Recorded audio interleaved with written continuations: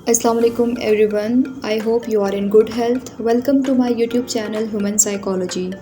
आज का हमारा टॉपिक है psychology of relationship. Psychology of relationship का मतलब क्या है? इसमें हम इंटरेक्शन पढ़ेंगे और कनेक्शन पढ़ेंगे। बेसिकली देखिए, जब हम रिलेशनशिप की बात करते हैं तो कनेक्शन और इंटरेक्शन दोनों चीज़ों को डिस्कस करते हैं। ठीक है कि हमारा एक दूसरे के साथ इंटरेक्शन कैसा है, कनेक्शन कैसा है, हमारा बॉन्ड कैसा है, हम एक दूसरे के साथ कितने कॉम्प्रोमाइजिंग है या हम कितने सेक्रीफाइसिंग है, and this in that all. ठीक है, ये सारी चीज़ें आती हैं। अब इसके पीछे हमारी नफ्सियात क्या होते हैं, हमारा साइकोलॉजी का कॉन्सेप्ट क्या होता है, इसके लिए हम टोटल 10 स्टेप्स डिस्कस करेंगे वन बाय वन करके। तो इसमें सबसे पहले नंबर 1 स्टेप है अटैचमेंट थ्योरी। अटैचमेंट थ्योरी हमें ये बताती है कि बचपन में जब हम सीख रहे होते हैं, जब हम अपना बिहेवियर डेवलप कर रहे होते हैं, जब हम ऑब्ज़र्व कर रहे होते हैं, उस वक्त हमारा बिहेवियर 4 हिस्सों में डिवाइड हो जाता है। क्योंकि आप सबको भी पता है कि कुछ लोग हमारे जैसे होते हैं, हमें मिलते हैं हमारे जैसे, कुछ लोग होते हैं जो हमसे डिफरेंट होते हैं, कुछ लोग होते हैं जो डिफरेंट तरह की वैराइटीज़ हमें मिलती हैं। ठीक है कि सब लोग एक जैसे नहीं होते। ये फैक्टर आप लोगों ने, ये सेंटेंस आप लोगों ने सुना होगा कि सब लोग एक जैसे नहीं होते। क्यों नहीं होते? ये एक रियलिटी है, सब लोग वाकई एक जैसे नहीं होते, क्योंकि उनका जो बिहेवियर होता है वो उनके माइंड के अकॉर्डिंग मॉडिफाई होता है। कैसे मॉडिफाई होता है? हमारे पास जो बिहेवियर होता है ओवरऑल वो 4 हिस्सों में डिवाइड होता है। एक होता है हमारा secure behaviour, secure attachment, secure relationship हम डेवलप करते हैं। दूसरा होता है हमारा प्री ऑक्यूपाइड, तीसरा होता है हमारा डिसमिसिव बिहेवियर, और फिर 4th वन जो है वो फियरफुल बिहेवियर और अटैचमेंट स्टाइल होता है हमारा। जो सिक्योर रिलेशनशिप होता है उसमें बंदा किस तरह का होता है, उसकी जो क्वालिटीज़ होती हैं वो किस तरह की होती होंगी। वो बंदा बहुत जल्दी ट्रस्ट कर लेता है अपनी रिलेशनशिप में, वो बहुत ही ज़्यादा सेल्फ एश्योर्ड होता है, उसका रिस्पॉन्स बहुत ही ज़्यादा डायरेक्ट होता है, जैसे अपने फैमिली मेम्बर्स के साथ हम होते हैं। ठीक है, अपनी रिलेशनशिप के अंदर उसका बिहेवियर नहायत ही फ्लेक्सिबल होता है। इसके अलावा वो बहुत ही ज़्यादा कोऑपरेटिव होता है, बहुत डायरेक्टेड होता है कि वो अगलों की हेल्प करे, अगलों के वो काम आए। ठीक है, जो प्री ऑक्यूपाइड है इसमें क्या होता है कि जो भी बंदा है जिसके बारे में हम कहते हैं कि अगर उसका बिहेवियर जो है वो, जो उसका अटैचमेंट स्टाइल है वो प्री ऑक्यूपाइड है, तो वो बहुत ही ज़्यादा सेल्फ डाउटिंग होता है और बहुत ही ज़्यादा एंशियस रहता है, सेंसिटिव होता है, ओवरली सेंसिटिव नर्वस सिस्टम होता है उसका, और tends to act out when triggered. और जब भी ऐसे बंदे को ट्रिगर किया जाए, आप उसको फोर्स करेंगे तो वो मज़ीद आगे की तरफ जाएगा। ठीक है, वो मज़ीद आगे की तरफ प्रोसीड होगा, इस बजाय इसके कि वो आपके इंटेंशंस को समझे। ठीक है, वो क्या करेगा, वो बहुत ही आउट ऑफ द वे जाके चीज़ों को करेगा। जैसे कि हम एग्जांपल में लिखते हैं कि अपने पार्टनर को जेलस करने के लिए एक बंदा किसी भी हद तक जा सकता है। ठीक है, ये उसके पीछे माइंड की साइकोलॉजी होती है कि उसको इस चीज़ में सेटिस्फेक्शन होती है। उसके बाद बिहेवियर आता है हमारे पास डिसमिसिव, जिसमें जो लोग होते हैं वो बहुत ही ज़्यादा सेल्फ रिलायंट होते हैं और वो थोड़े से अवॉइडेंट और डिस्टेंट टाइप पर्सनालिटी होती है उनकी। ठीक है, और ये कंपल्सिवली सेल्फ रिलायंट होते हैं। इसमें इसका मतलब ये है कि ये रिलेशनशिप्स को अंडर वैल्यू करते हैं, इनको ज़रूरत नहीं होती किसी की, जब तक ये चाहेंगे ये रखेंगे, और जब इनका दिल भर जाएगा ये ईजीली विदड्रॉ कर लेंगे। ठीक है, जब भी ये ओवरवेल्म फील करेंगे। और इसके अलावा सोशल, जो भी इनको सोशल इमोशनल मिलते हैं, क्यूज़ मिलते हैं, ये उसके लिए बहुत ही ज़्यादा लेस सेंसिटिव होते हैं। जैसे हम सोशली अगर किसी को देखें कि कोई बंदा इमोशनली कोई बात कर रहा है या किसी फेज से गुजर रहा है जो कि ट्रॉमेटिक है, ट्रॉमेटाइज्ड हुआ है वो बंदा, तो हम बहुत ही ज़्यादा उसकी तरफ वो होते हैं कि हम इसके साथ हमदर्दी करें, एम्पैथी शो करें।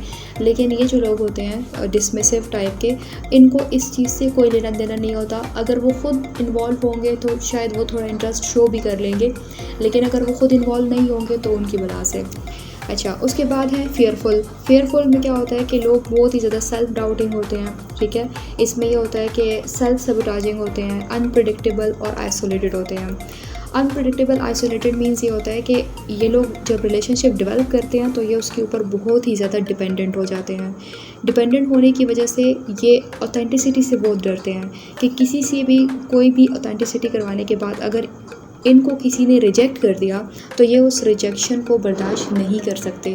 इनको फियर ऑफ रिजेक्शन बहुत ज़्यादा होता है। ठीक है, और इनका सेल्फ इस्टीम बहुत ज़्यादा लो होता है। ठीक है, और ये इंटीमेसी यानी पर्सनल रिलेशनशिप में बहुत ही ज़्यादा अफ्रेड होते हैं। ठीक है, सोशली डिटैच्ड होते हैं और हाई इमोशनल रिएक्टिविटी और एंजाइटी होती है ऐसे लोगों को। ठीक है, ओके, अब नंबर 2 पे डिवाइड कम्युनिकेशन में होता है कि वर्बल कम्युनिकेशन भी है, नॉन वर्बल कम्युनिकेशन पैटर्न्स भी है। तो इसलिए हम वर्बली भी कम्युनिकेट करते हैं, नॉन वर्बली भी, लेकिन हमारा वो पैटर्न स्ट्रॉन्ग होना चाहिए। एक्टिव लिसनिंग हमें आनी चाहिए, ठीक है। जब हमें कोई बात बता रहा होता है तो हमें एक्टिवली उस चीज़ को सुनना चाहिए। That means listen to understand, ठीक है, कि आपने उसकी बात समझनी है।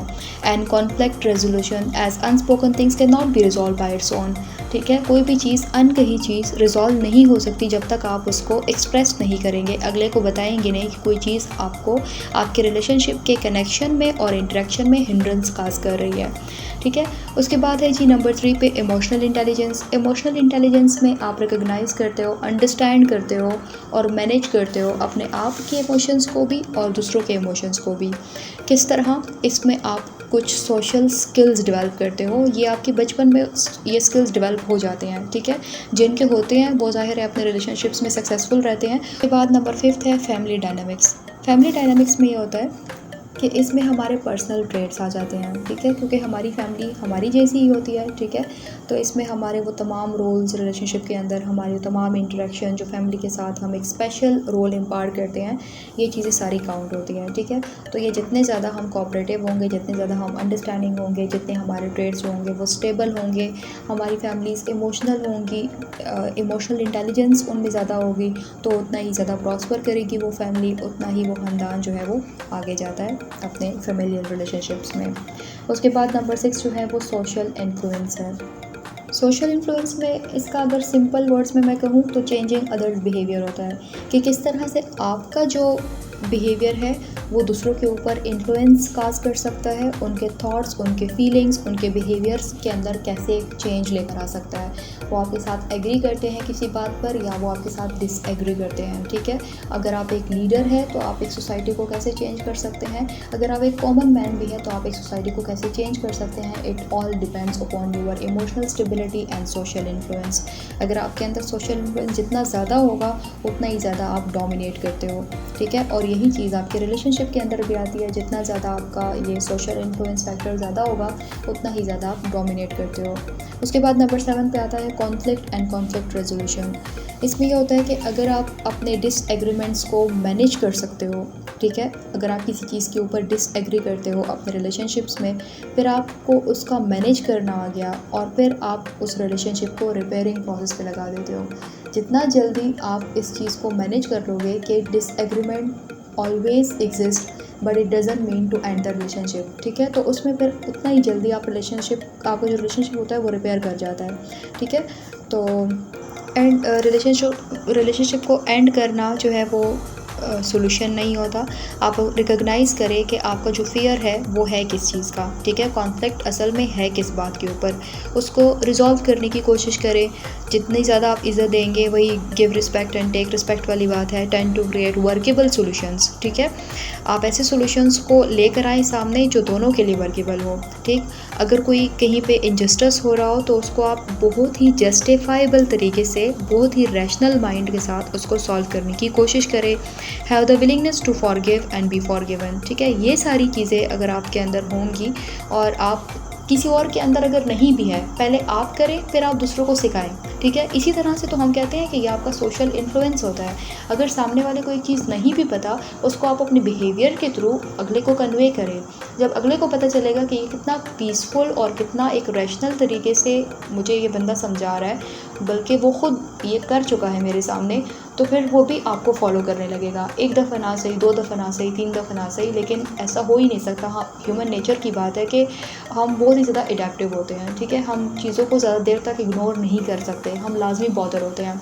इवन तो कि ह्यूमन बीइंग्स जो होते हैं वो साइलेंस से भी बॉदर होते हैं। तो जब आप बिहेवियर परफॉर्म करेंगे, बार बार करेंगे, तो क्यों नहीं कोई बॉदर होगा उससे, ठीक। अच्छा, नंबर 8 है बाउंड्रीज़ एंड असर्टिवनेस। अगर आप एक हेल्दी लिमिट्स को और एक हेल्दी एक्सप्रेशन को, कि आप अपने इफ़ेक्टिवली एक लिमिट सेट करें अपने लिए कि ये मेरी बाउंड्री है, ये मेरी लिमिट्स है, मैं इससे आगे कुछ भी नहीं कर सकता। एक काम अगर आपसे नहीं हो सकता, आपको पता है कि आपसे वो चीज़ नहीं हो सकती, तो फिर बजाय इसके लटकाने के या इसके ऊपर लड़ाई बनाने के या इसके ऊपर बहुत ही ज़्यादा आउट ऑफ द बॉक्स जाके, आउट ऑफ द वे जाके बिहेव करने के, सिंपली से नो, ठीक है।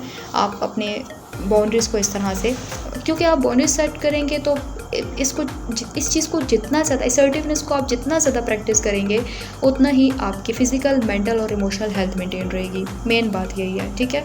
क्योंकि जब भी आप किसी ऐसी चीज़ के लिए हाँ करते हो जो कि आपसे नहीं होता, तो फिर आप उसके ऊपर बहुत ज़्यादा लॉन्ग टर्म सोचते हो, जो कि आपकी वो जो ओवर थिंकिंग होती है वो आपको मज़ीद हर्ट कर रही होती है। So try to avoid this miss. अच्छा, उसके बाद नंबर 9 है फॉरगिवनेस एंड अपॉलॉजीज़। अगर आपको मूव करना है फॉरवर्ड, तो फिर उसके लिए बहुत ज़रूरी है कि आप फॉरगिव करें, अपॉलॉजी करें। दोनों चीज़ें जो हैं वो आपकी सेहत के लिए, आपकी मेंटल सेहत के लिए अच्छी है, ठीक है। क्योंकि इसमें रिलेशनशिप को आप रिकन्सिलिएट करेंगे, ठीक है, बजाय इसके कि इसको ख़त्म करने के। एक ज़रा से सॉरी वर्ड से अगर सब ठीक हो सकता है आपकी फैमिली में, आपके फ्रेंड्स के साथ, आपके प्रोफेशन के अंदर, तो फिर बजाय इसके कि इसको प्रोलॉन्ग करें, बस उसको उधर ही ख़त्म कर दें, ठीक है। तो अपने सुकून के लिए दूसरों को माफ़ कर दिया करें, ठीक है। क्योंकि आपने एक बहुत मशहूर कोटेशन सुनी होगी कि ना माफ़ करने का मतलब किसी और की गलती की सज़ा खुद को देना होता है, ठीक है। जितना जल्दी आप किसी को माफ़ करेंगे, आप यूँ समझेंगे कि आपने ख़ुद को आज़ाद किया है। उसके बाद नंबर 10 है रिलेशनशिप डेवलपमेंट्स। रिलेशनशिप डेवलपमेंट्स में ये होता है कि जब भी आपका रिलेशनशिप किसी के साथ बनता है, चाहे वो आपकी फैमिली है, चाहे वो आपके फ्रेंड्स हैं, वो आपका प्रोफेशन है, वो कोई भी रिलेशनशिप है आपका, जितनी ज़्यादा आप केयर करेंगे, जितना ज़्यादा आपका पावर शेयर होगा, जितने ज़्यादा आप बॉन्ड्स को इस्टेब्लिश करने के लिए ख़ुद विलिंगनेस शो करेंगे, जितना ज़्यादा आपका गिव एंड टेक वाला रिएक्शन होगा, उतना ही आपका रिलेशनशिप ज़्यादा अच्छे से डेवलप करेगा। क्योंकि हर एक चीज़ को फॉर्मेशन में एक वक्त लगता है, ठीक है। तो हम ये कह सकते हैं ना कि give and take time to grow together, ठीक है। आप टाइम लें और टाइम दें, तभी जाके दोनों की ग्रोथ होगी, ठीक है। It not develop over the night. अब ये ओवर द नाइट डेवलप होने वाली चीज़ रिलेशनशिप नहीं है, ठीक है। आपको आए दिन नई चीज़ें पता चलती हैं, क्योंकि लाइफ में बहुत ज़्यादा चैलेंजेस होती हैं, और ये चैलेंजेस जो होती हैं ये कोई भी बंदा अकेले सफ़र नहीं कर सकता। अगर आप उसके पार्टनर हो तो आपको इक्वली कॉम्प्रोमाइज़ करना पड़ेगा, क्योंकि जब भी आप रिलेशनशिप को डेवलप करने की तरफ जाते हो तो it needs compromise and sacrifices. So understanding these psychological aspects ये आपको हेल्प करेगी कि आप नेविगेट करें अपने और नर्चर करें अपने रिलेशनशिप्स को, चाहे प्रोफेशनल हो, फैमिली हो, फ्रेंड्स के साथ हो और विद समवन अदर्स, ठीक है।